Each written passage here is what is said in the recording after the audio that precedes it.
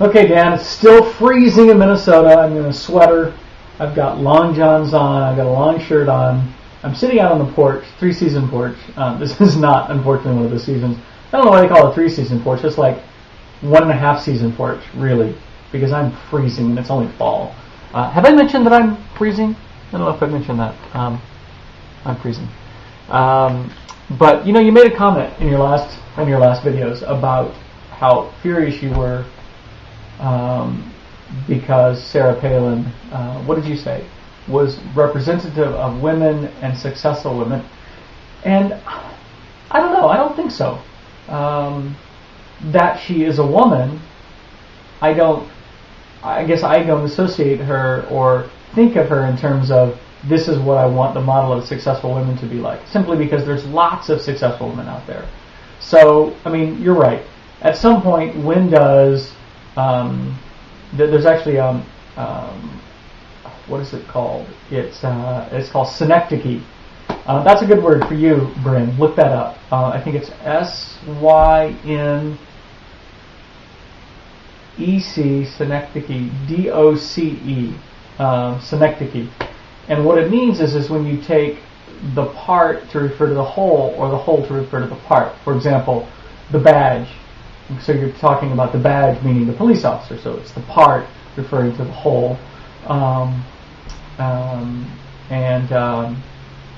So, I guess to a certain extent, she is representative of women and successful women.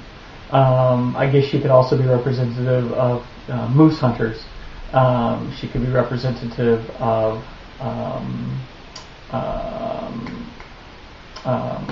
beauty pageant winners. But I don't know. I guess I'm not as uptight about that issue because I don't really think of her in terms of as somehow letting down the role model of successful women, because there's plenty of other successful women to look at. I mean, why get frustrated with Sarah Palin when you can look at, as you said, Sarah Haug, or Linda Haug, or Linda Cook, whatever the hell her last name is, or Bryn, or Colleen, who can do the rings all the way across the basement. That's pretty successful. Or Beth, who is, as we now speak, working on a thing called Cemetery Walk, where she's actually playing a dead woman who is very representative of, and Russia is just right there, the narrow maritime border. Anyway, so I wasn't as worked up about that because I don't really think of her as being, I mean, you're right, she is one of only 2 vice presidential candidates. But, it's the way it goes. Don't put so much pressure on her, damn you. She doesn't have to be representative of everybody. What else did I want to talk about? Soccer bus. You talk about riding the bus to your soccer game, 2 hours, and I started thinking about the rides to Shelton and back. And, of course, you probably weren't ever there. You were off being a thespian. But I really... No, you were you were on that ride because you got kicked in the head like 16 times, right? Something like that.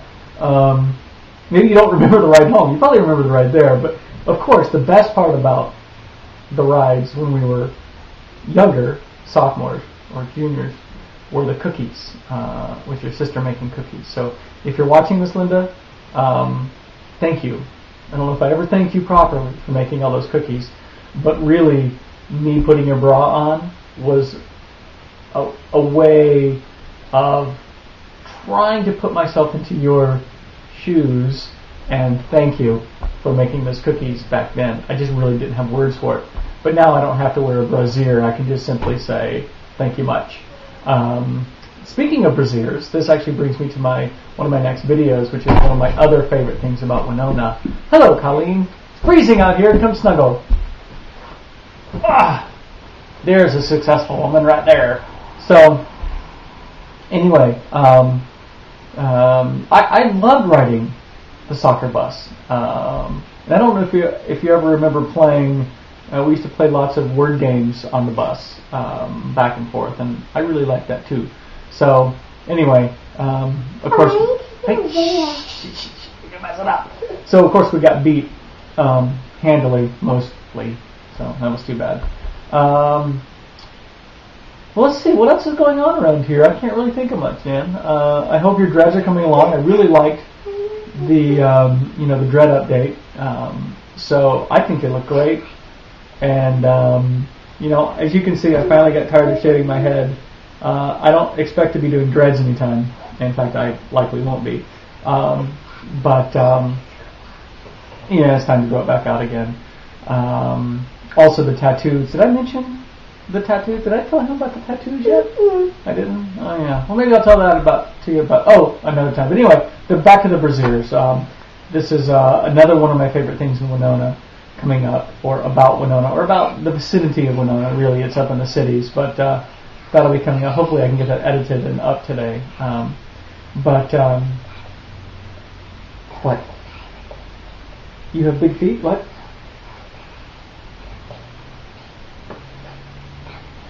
Oh no, he'll see it on the video. I can't.